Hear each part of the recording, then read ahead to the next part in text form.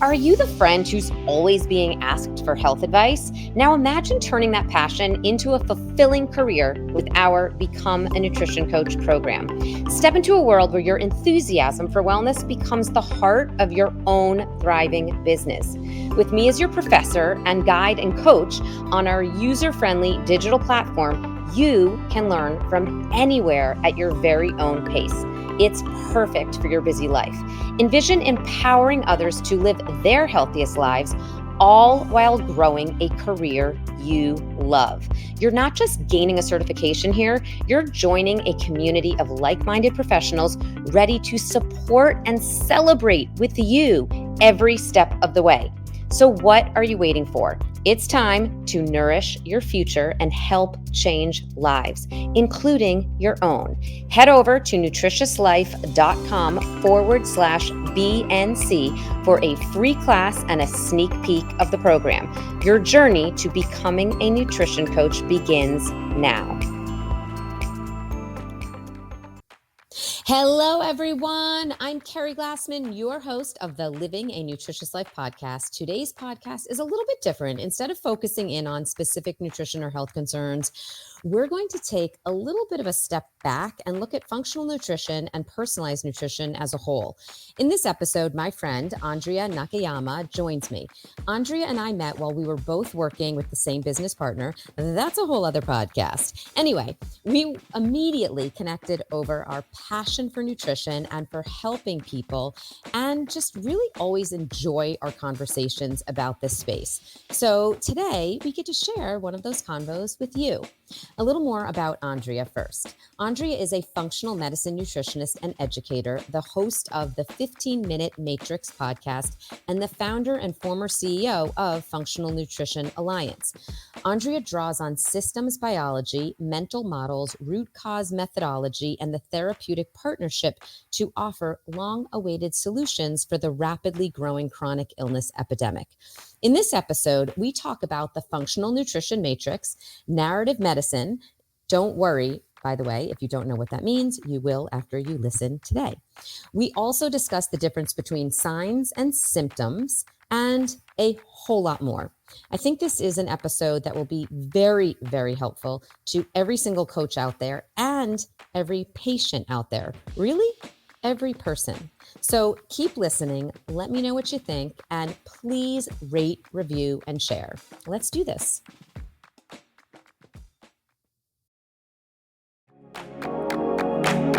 Welcome to Living a Nutritious Life. I'm Keri Glassman, a celebrity registered dietitian nutritionist. Join me every Tuesday on YouTube and your favorite podcast platforms as I bring in some heavy hitters to share the latest in nutrition and wellness science. We dive deep into food, sleep, stress, relationships, and so much more.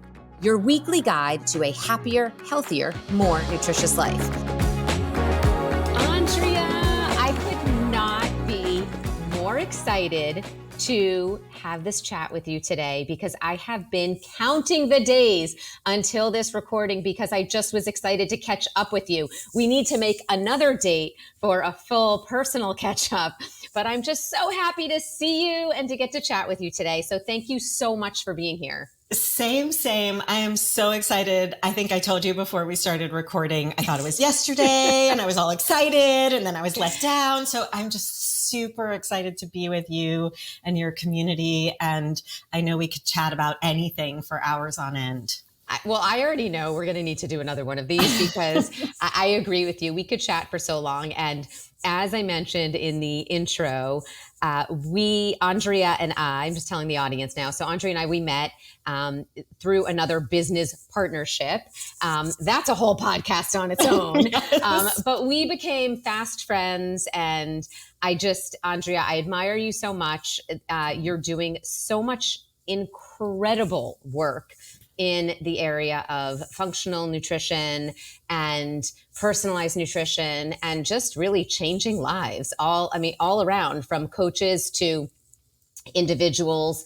Thank you. You're really at the forefront of changing so many lives in the world of nutrition. And like I said, I admire you so much. I'm so excited to have this chat with you. I'm so happy that our work lives brought us together a few years back. And yeah, it's just, let's see, obviously everybody's hearing me just sort of gush because again, I just was so happy that we came together the way we did. And I am so happy to be talking with you right now. I know. I feel the same. Just let me gush back at you to your audience. Like you are you're such a treasure, like the work you're doing in the world and who you are as an individual. Just like you're so down to earth. You're so passionate. You're so compassionate. I just adore you, Keri. And I think everybody here is so lucky. So I just want to gush right back at you. And yeah, we can put the gush fest aside. I was going to say, we're just going to have a big love fest. This podcast is just one big love fest. All right. So let's dive in though.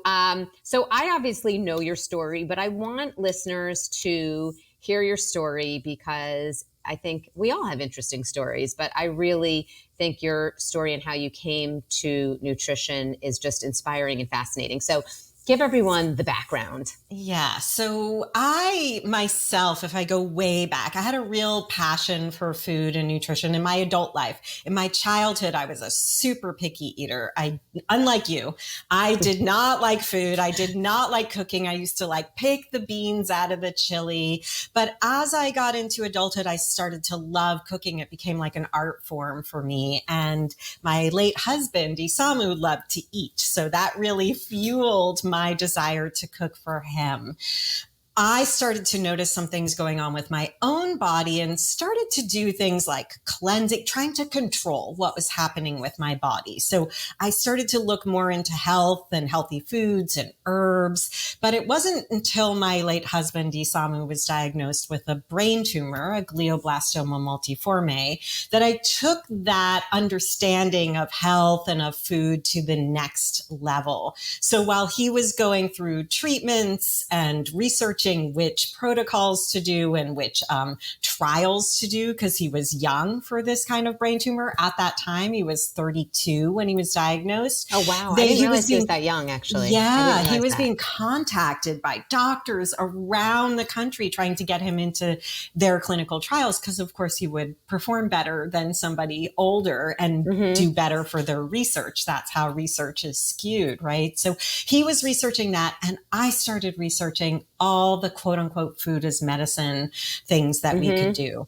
At this time, just to put it in context, I was 7 weeks pregnant with our first and only child, who's now 23 and in Japan, by the way, for another month or so. We'll catch up on that. But I know, I can't wait to hear about that. But that was a big pivotal time in our lives. Isamu was given 6 months to live. He actually lived 2.5 years. So he died when our son was 19 months old. And that point of time in my life was a real wake-up call, not just about nutrition, but about the many gaps in our healthcare system. And I say that not to bash our healthcare system, but to say there has to be a yes and. There are gaps in our healthcare system when we are facing chronic illnesses. So that's the background that got me into the field. And then a lot happened, obviously, after that in terms of re-educating myself and changing careers and building a business, a practice and a business and a school and all of that. An incredible business, I will say. And yeah, and it makes so much sense. So knowing you and knowing your passion for the yes and the really getting to know someone's story and the why behind things, why this is happening to someone and what is their entire medical history and what are they personally, like, what are they connected to, so what changes in their life are they willing to make? And I know you look so closely at every single individual's complete history and story. And I think that's one of the things that makes you so great at what you do. And you're also at the same time teaching people how to do that, which is also so important because like you said, we don't want to bash the medical system, but we also do want to do things differently going forward so that people do get that complete holistic and personalized care that they deserve. So you really are, again, you're doing a great job there. So that actually leads me to the first question I really wanted to ask you was about narrative medicine. Now, I think this is a term that most people probably are unaware of. Right. Many people have heard about personalized nutrition, but most people I don't think have heard about narrative medicine. So why don't you tell us in your words about narrative medicine and how you're incorporating that into your business and practice? Yeah, I'm going to back us up a little bit, and thank you for setting that context. But in functional nutrition, I just want to speak a little bit about the who, because some of what we're going to talk about is really thinking about who is the patient that we might be talking about. If you're a health optimizer or you're looking for little things that help you to feel better on a daily basis, functional nutrition and narrative medicine may not be things you need. And of course, both of those things are very niche. I had to make it more complicated by saying, not only am I a functional medicine nutritionist, but I'm a practitioner of narrative medicine, getting more and more and more niche. But what I realized when we're working with somebody who has a chronic health challenge, so they're sick and they're not getting better, which is an increasing portion of the population, especially women as we age, but we're seeing younger and younger women experiencing chronic health challenges, and even younger and younger men I'm seeing as well. And I think that what we have done is we've embraced certain parts of the matrix. So I'm going to break that down and say, for me, the functional nutrition matrix, which I've created in line with the Institute for Functional Medicine's matrix, but I've created it so that it makes more sense to the patient. There are three portions. There's the story, the soup, and the skill. The soup is all that biochemistry, all the parts where everything in our body is connected. It's where we understand that the gut is connected to the brain. The hormones are connected to detoxification, which are connected to the gut. And I think this is becoming an increasing fascination for folks looking for information. Where can I get more information? I think it's like all over the place with menopause right now, right? Because that becomes a chronic issue. Well, I also think it's something that's confusing people now too. Absolutely. So. Absolutely. We're fixating on this, but we don't understand how it relates to ourselves. So for the layperson, with all this information that we have available to us, we're picking and choosing and thinking that understanding of the mitochondria or methylation matters to us when we don't understand the context of our own bodies. So that's the story. It's that biochemistry. Everything is connected. The part where we get to the skills, which is maybe something we'll talk about, is where we look at what are we going to do? Which supplement, which superfood, which biohack. Those are the skills that we embrace. And you and I have systems where we've broken that down and make it easier for people to think more holistically, like you said. The piece that I see missing isn't the soup, that physiology. It isn't the skill. We've got lots of information there. It's the story. And the deeper I got into functional medicine and functional nutrition in practice and in training thousands of other providers, I realized the story was missing, that we're bypassing the human and what's happened in their lifetime and who they are, not what they have, but who they are and what they're capable of in that moment of time due to a number of factors, not just what their choices are or what their habits are, but what their social situation is, what their economic situation is, so many other factors, what their history is, their ancestry.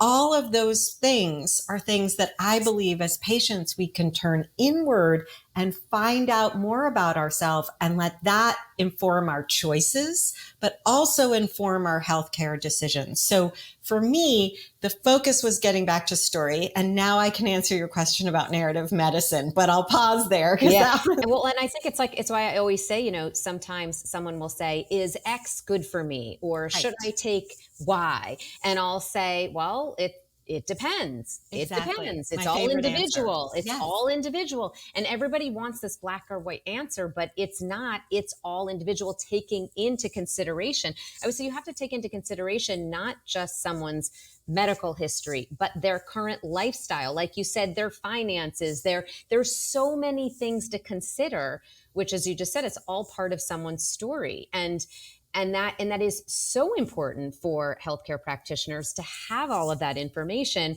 And I would say that most healthcare practitioners aren't even asking the questions to know the answers to those questions, let alone taking the time to understand and think about those answers. And again, that's not to bash the system. It's just they don't have the time. It's just not how we're set up in this country. Before you go on actually with narrative medicine, I just want to go back one second. I want to ask a question. Why do you think there are so many more women, and you also mentioned men, with more chronic health conditions right now?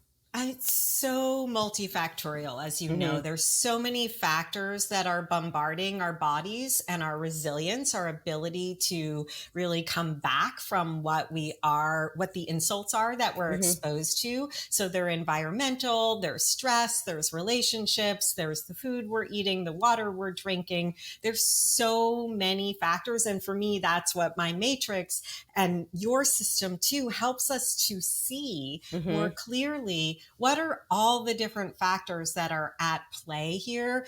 How were we born? What order were we born? Where were we born? Where are our people from? What's turned on in terms of our genetics and what's turned off? Like there's just so many factors. And this is why I think the reductionistic protocol thinking, which unfortunately is the model of acute care, it is a protocol-based approach, doesn't work for chronic health challenges. So despite the excesses of information that we have available to us today, we're seeing more information, but we're not seeing less illness. We're seeing more illness. And so I think that there's that component to it. I also, and this is tricky, but I also feel like the excess of information is sometimes fueling our belief in what we think is going on for us.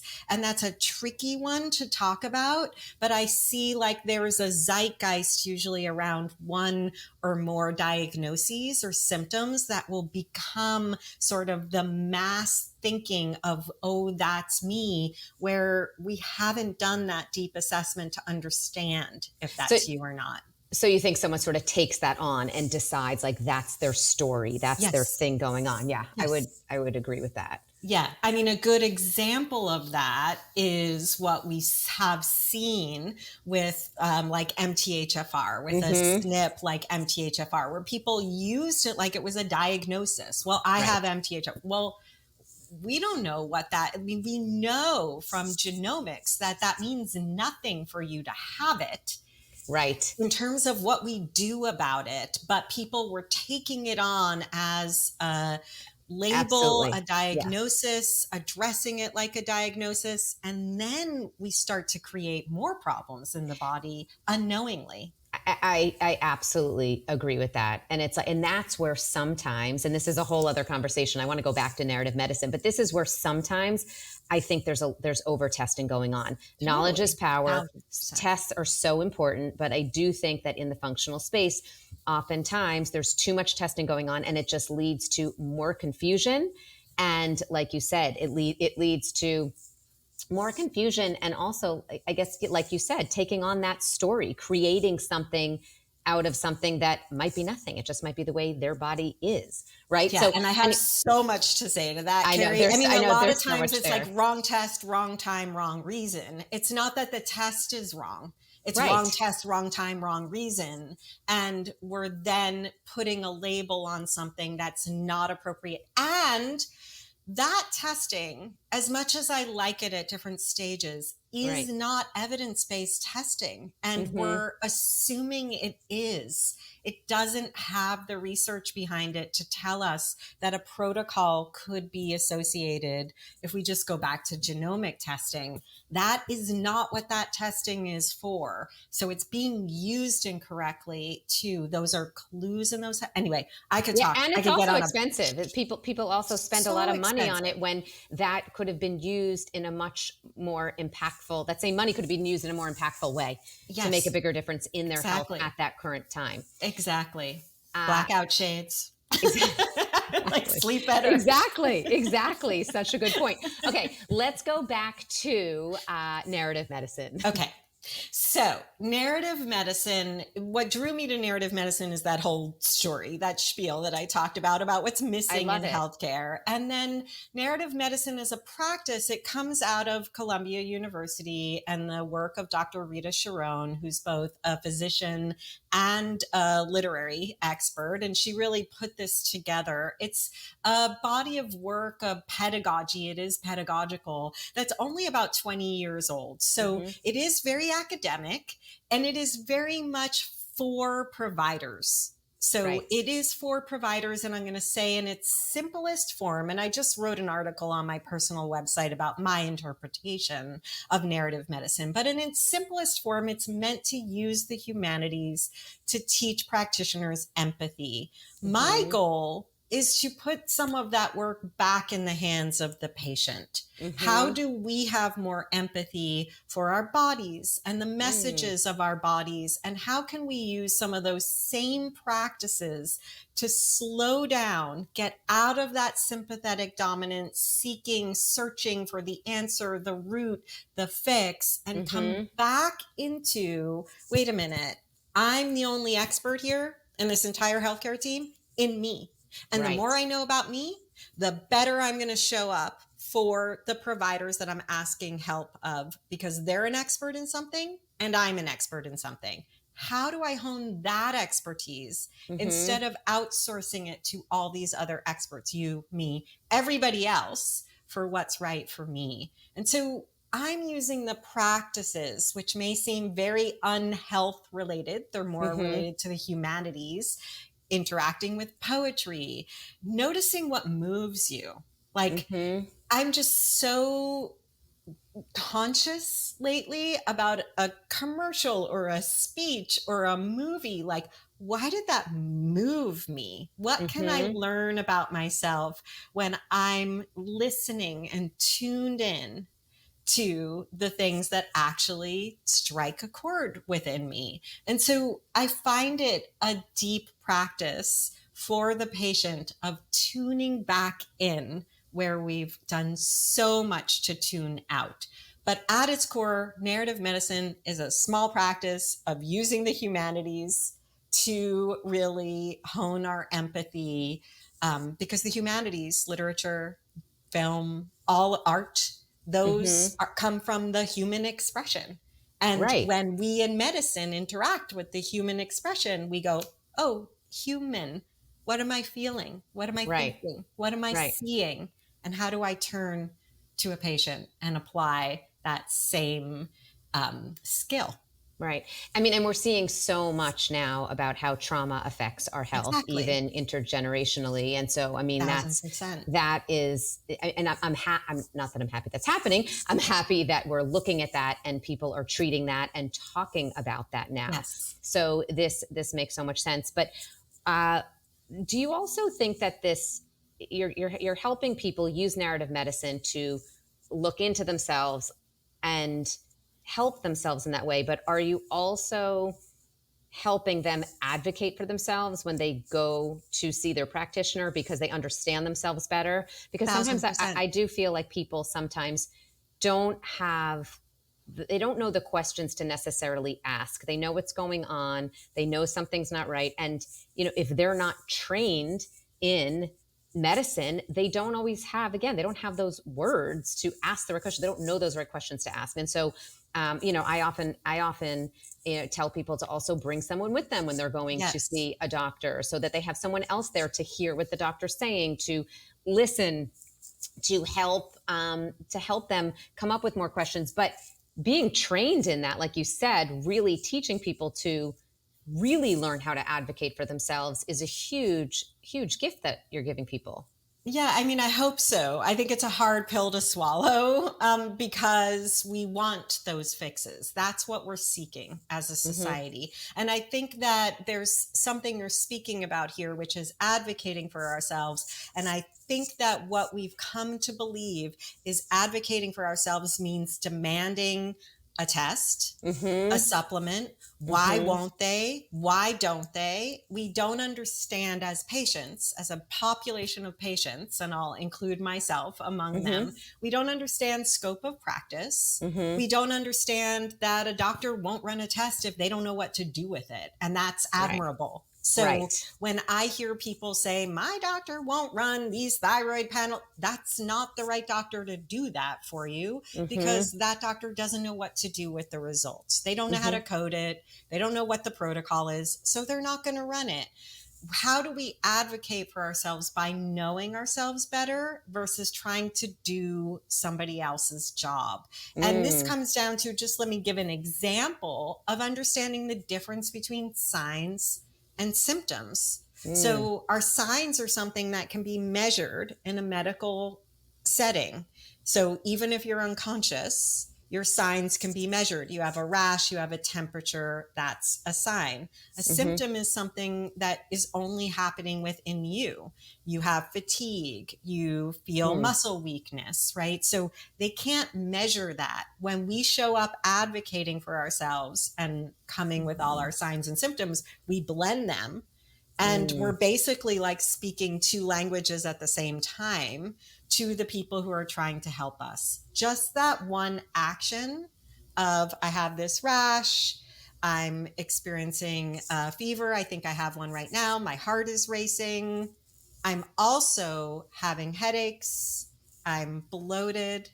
You know, anything that we can experience, separating that helps us be able to articulate what's happening. The other trick that I want to give people there, and I'm a huge advocate of the functional timeline and the adaptation I've made of the functional timeline, which as practitioners helps us to listen to that story. As patients, we can micro timeline. If you have a sign or a symptom, be able to articulate, the first time I noticed it happening was when it seems to get worse it gets better during this time. That kind of communication gives you the information to advocate for yourself, because I'll ask people who say, I've always had trouble sleeping, or I've always been complicated. And if I ask them, tell me the first time you remember having trouble sleeping, or that you recognized that there was something off with your elimination, there's a lot there that gives them an awareness. Oh, wow, this is what was happening, or I didn't realize that. So do that work instead of seeking.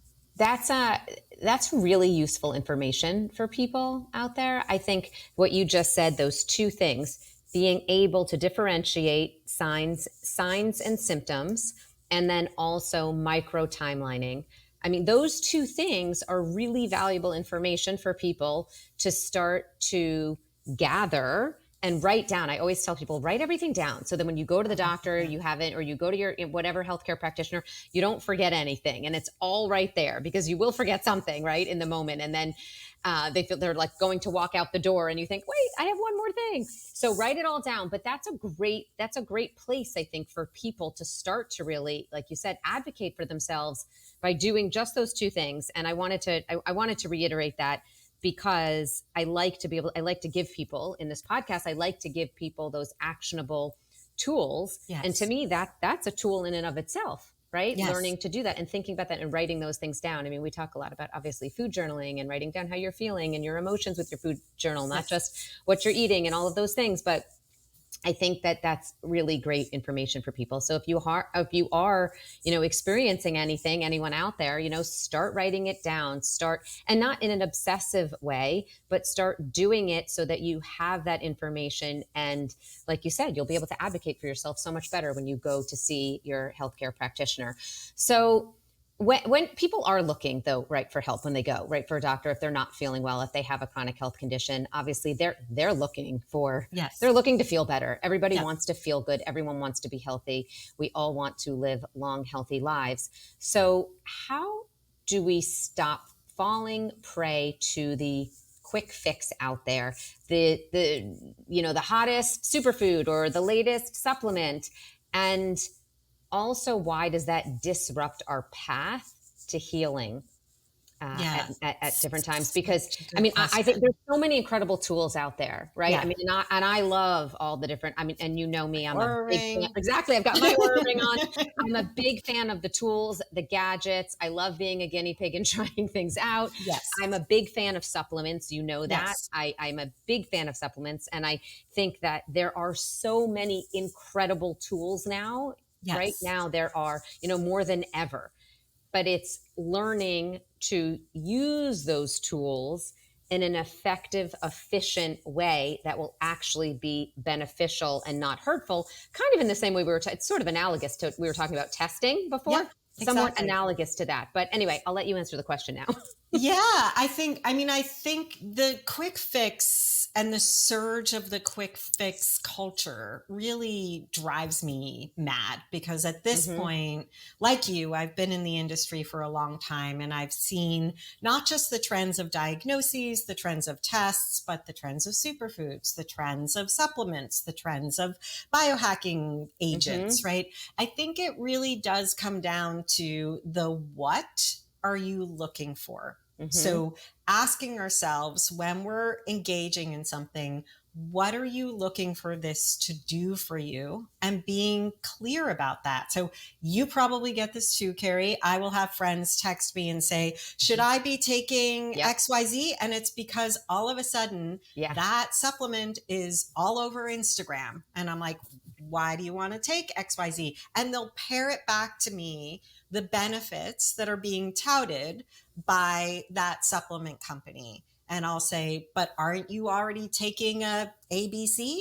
And they'll Right. say yes. And I'm like, okay, you've got it covered, right? We have to realize that the quick fix is when we're getting stuck in the commodification of health. And this is my issue with the term wellness. I feel like Mm-hmm. wellness, unfortunately, has become the commodification of Mm-hmm. health and healing, where people like us are putting time into understanding what's appropriate for every individual. I also feel like when we're looking for the quick fix, we're bypassing the core aspects of health that are going to help us feel better no matter what. Just like you and I were joking about, get the blackout shades instead Yeah. of the Dutch test. I'm just going to say it. I love a Dutch test. Right. But if we haven't done the work to Absolutely. support the environment of our bodies before we're testing, we are setting ourselves up to find problems. So for me, the quick fix is, why am I eating that? What am I looking to do? And where can I get more holistic, which is actually broader versus narrower? It's not about that supplement. It's about eating more healthy fats or getting more fiber in my diet. What am I trying to achieve?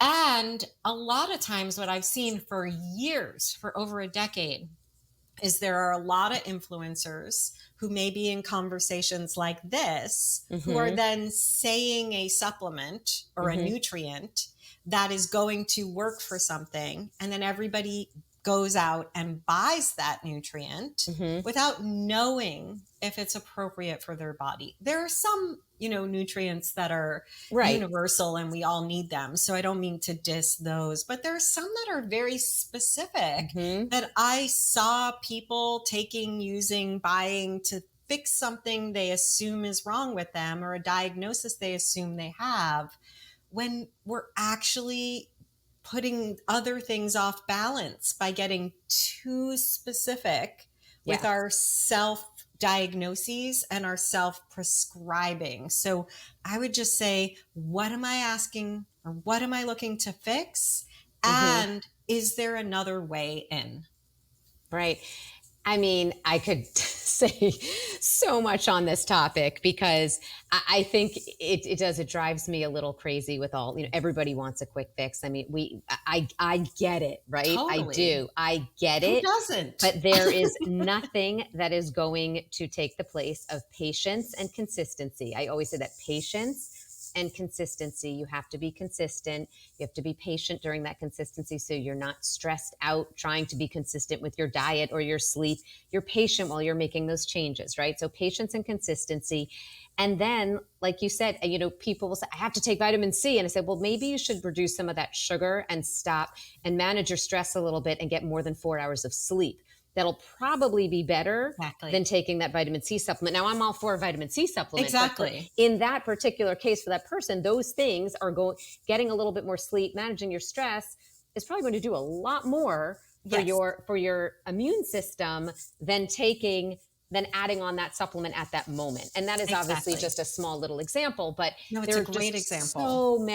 So many examples like that, and so many scenarios where people are looking to jump on something. And I say, you're drinking alcohol 7 nights a week.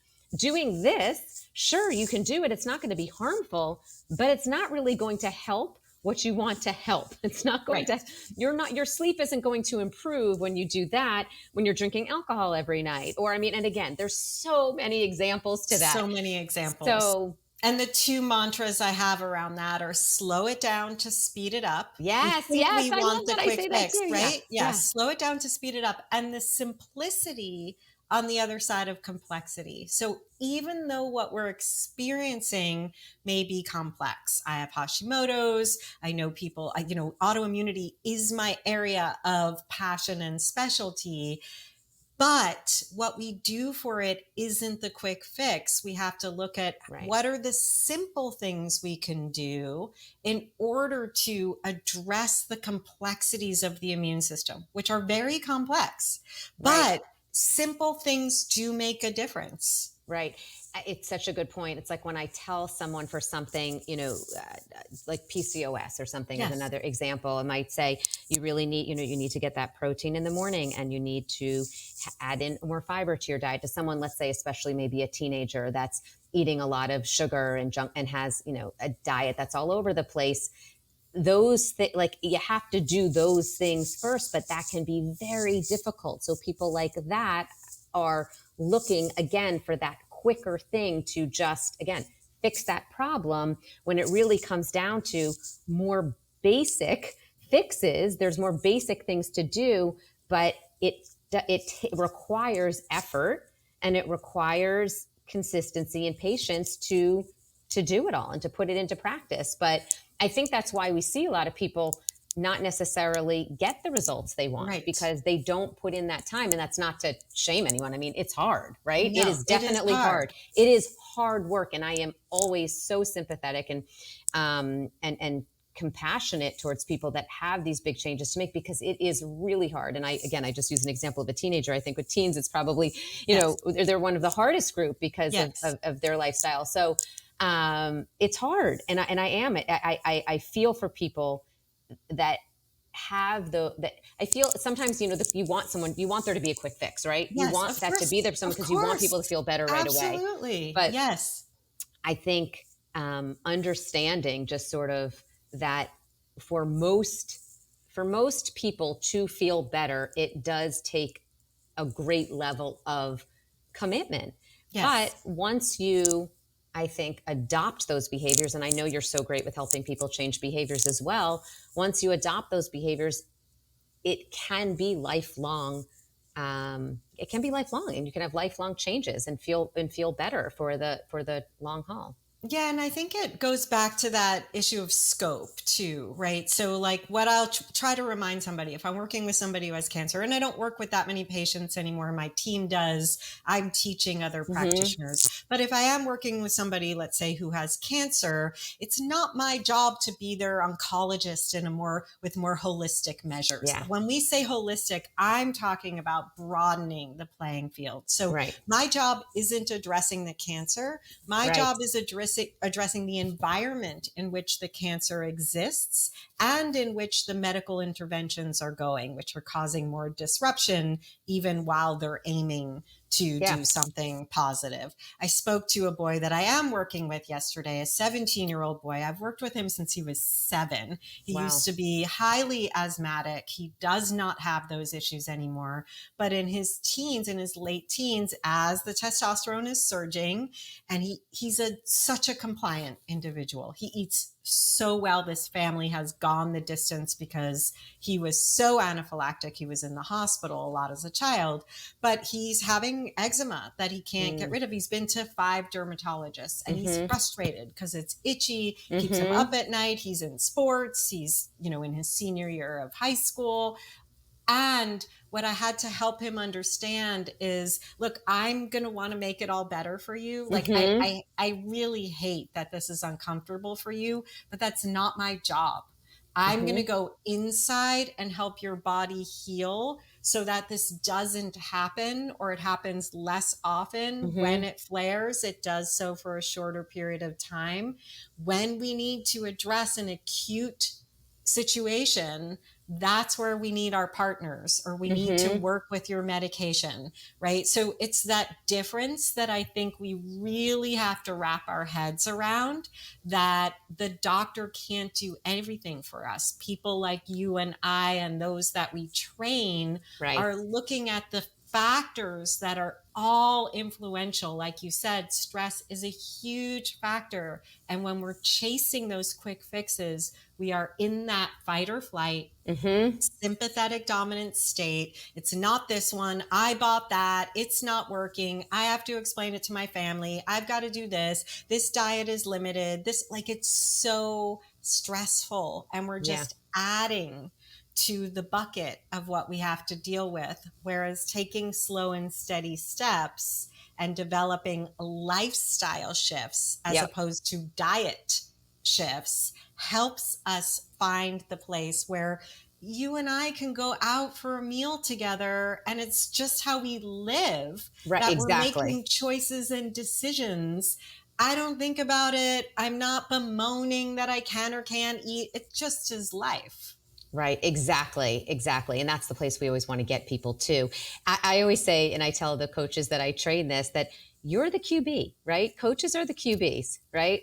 We have to be there to help people, right? In that whole, like you said, that whole environment.